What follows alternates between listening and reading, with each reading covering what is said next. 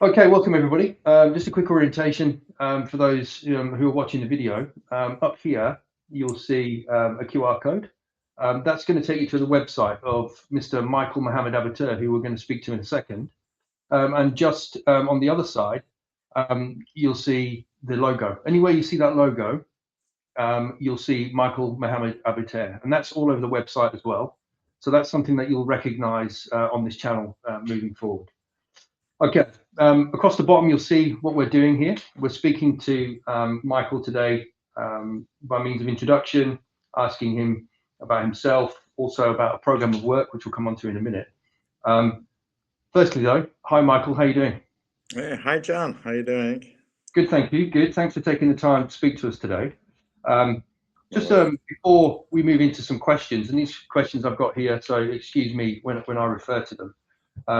They've come from all sorts of different directions and different people, but I hope I can help. you will, I'm sure. You will, I'm sure. But first of all, you've just finished a piece of work working with Abu Nadal. Okay. So just quickly introduce yourself and talk to us about that piece of work, if you could. Okay, fine. So, John, I am Michael Mohammed Abu Tair, but John, let's say before any title, leave any title. I'm a Palestinian who has lived in the consequences of political failure like everyone else. I don't want to go more specific to myself. Actually, the most important is why this matters to me. This matters to me because people deserve more than survival. They deserve dignity, stability, and the future they can believe in. I think this is more important than introducing myself.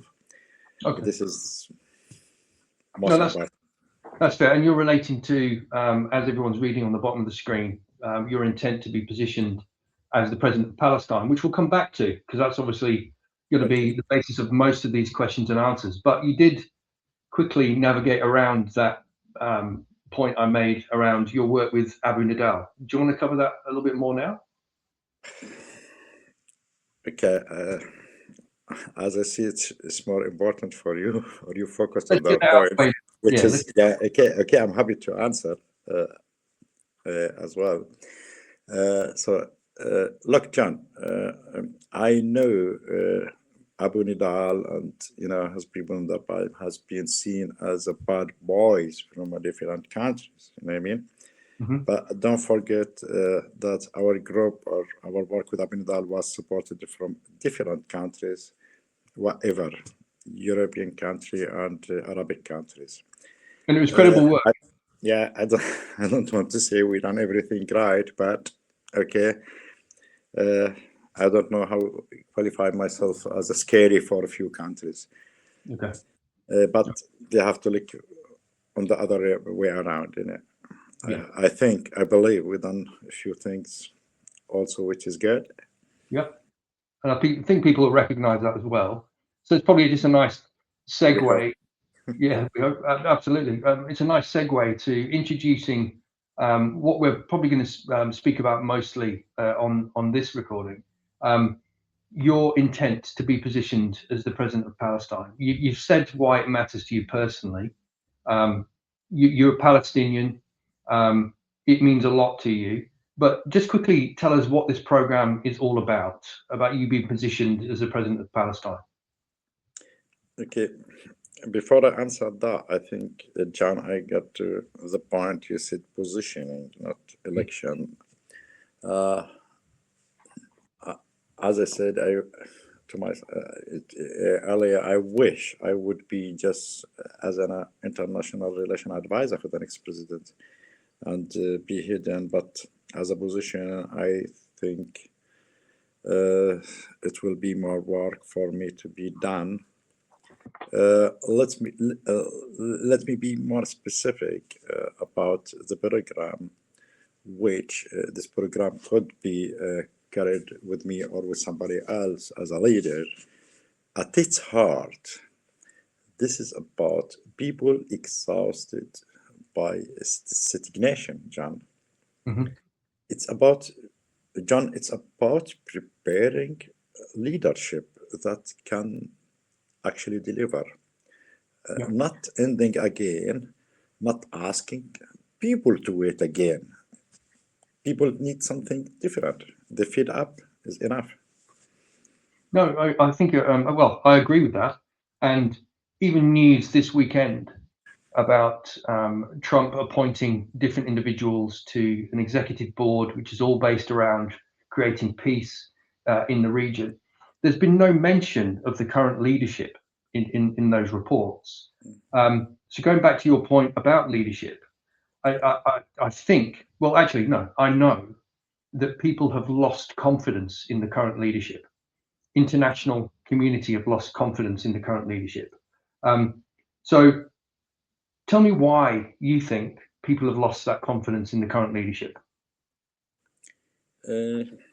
Okay, John, it's a good point, but let's get back to the past election. What happened in Gaza, where this Hamas, win the election.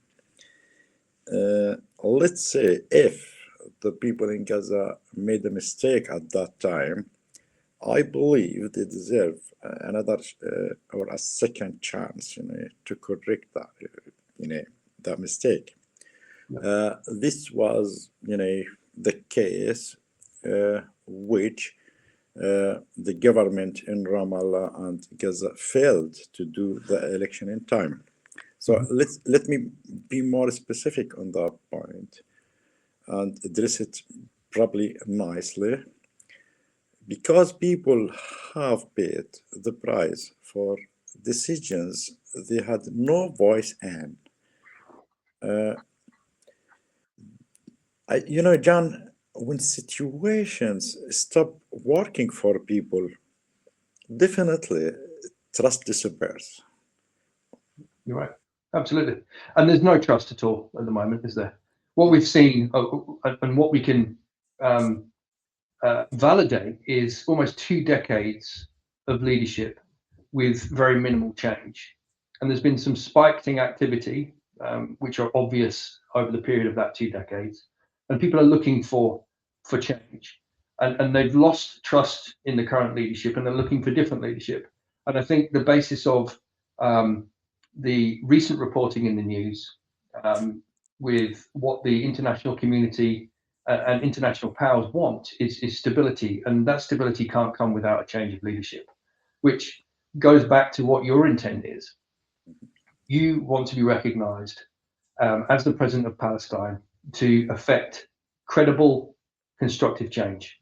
So on that basis, people are going to ask you, what are you going to do differently? Okay, so let's assume that those people are watching and listening now.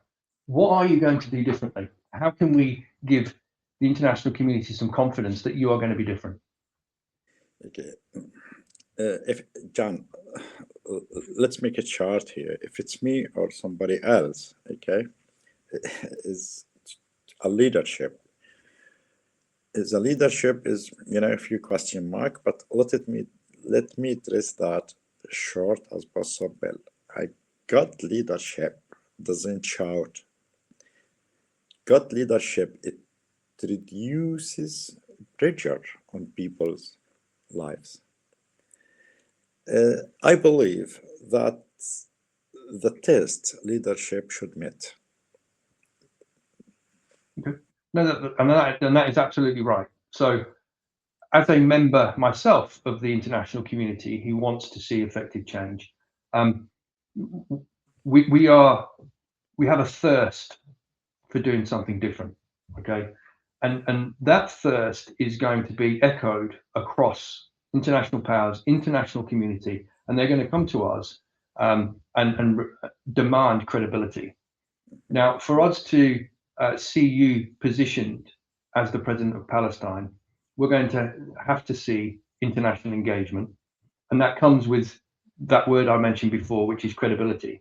So why does my question to you, why does international credibility matter so much? Okay. So, John, before I answer that, let's have a closer look, to be honest with you, at the, what we're talking about. We're talking about Palestine, Israel, Middle East. First, it's not about belief, it's fact. This is the most important conflict around the world. Which Arabic countries has been sovereign, Middle East, Europe countries, America, and etc. As I don't need to go on more details on that. Mm-hmm. But John, when leadership is credible internationally, and this is very important internationally, because as a country you always depended from other countries, from international rules, whatever, you can't rule alone any country around the world. So when leadership is credible internationally, people feel it locally in aid, stability, and opportunity. That's the way how have to be done. Yep, I agree. And we won't get into the details of how you're going to establish that credibility internationally, because that can come another time. There's plenty of questions that we have around that. But let's just take the opportunity now, assuming that the community internationally are listening to this and watching this. I want to know what your message is. What do the Palestinians in particularly want to hear from you as the future president of Palestine right now? You have this one opportunity to give them a short view of why you are going to be president of Palestine, and you now have the opportunity to say whatever you think they want to hear. What do they want to hear from you? Okay, it's not about what they need to hear from me, John. It's about what the Palestinian people really deserve. Okay. The Palestinian people, to be honest with you, John, like another Arabic countries, is a great people, though. Lovely people. It's not the majority of them, terrorism, like in the media. Not the majority of them Hamas. You know what I mean? To be honest with you, those people they deserve first better life, better chances. To be honest with you, the people in Gaza, especially, or in another sites from Allah or Bethlehem or whatever, the people has been left with nothing to lose. You know what I mean? Mm-hmm. That's why they're ending, in different directions. I believe, not just me, any leadership will come to that position. You know what I mean? He have to give the people, the right to live. Give them something to lose. To be honest with you, so John, leadership should lift the burden from people's shoulders, not add to it. Yep. This is about not promises.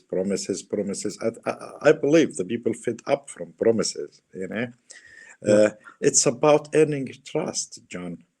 Yep. And earning trust would be step by step. But unfortunately, the Palestinian people, they don't have so many, plenty years time or whatever, for empty promises, you know what I mean? Action have to be done, and right now. The time is right. No, thanks for that, Michael. I think what I've heard, just by asking you some very simple questions here, is you've obviously have the intent. Let's reposition your intent. You're going to be positioned as the president of Palestine. You've got to focus on the right leadership. The time is right now, and this isn't about rhetoric. It's not about being a public figure. This is about doing the right thing for the people, because it's about time the people, with trust, were delivered the promises that they have been made. Is that right? John, I agree with you. To be honest with you, if it's me, Michael, this is not the right time, to take over. You know what I mean? Probably after President Arafat time, yes, was the right time. But now is a lot of mess has been happened. To be honest with you, which is I know I'm facing not easy job. You know, it will be very complicated to everyone. It's a challenging, you know what I mean? That's Yeah, it. absolutely. Yeah, but again, let's talk about security and stability in the international case, right? Yep. Yeah. Stability is a prerequisite for progress. Mhm. So, responsible leadership, to be honest with you, avoids inflammatory language. Okay. Yep. So, and reject escalation. Mhm. He have to understand the consequences of every action. Security, John, is not rhetoric. It's a discipline, end of Yeah. the day. Yeah, I agree. I agree. So we've got to form those foundations of security, confidence, trust, and all that points towards the right leadership. So when I'm going to be asking you plenty more questions over the course of the next few days and weeks, and we'll come on to the detail of those. But I what I hope I think, will help. yeah, what I think we've got from today is we've got a good understanding of who you are. We've got a good understanding of the what you think about leadership, about credibility, about trust. And that credibility and trust extends to the international community. And I think you've explained very well what those foundations look like. So thank you for your time today. It's been good to speak to you. And we will speak again in the not too distant future with some detail. Thank you, John. Have a great day. Thanks, Michael.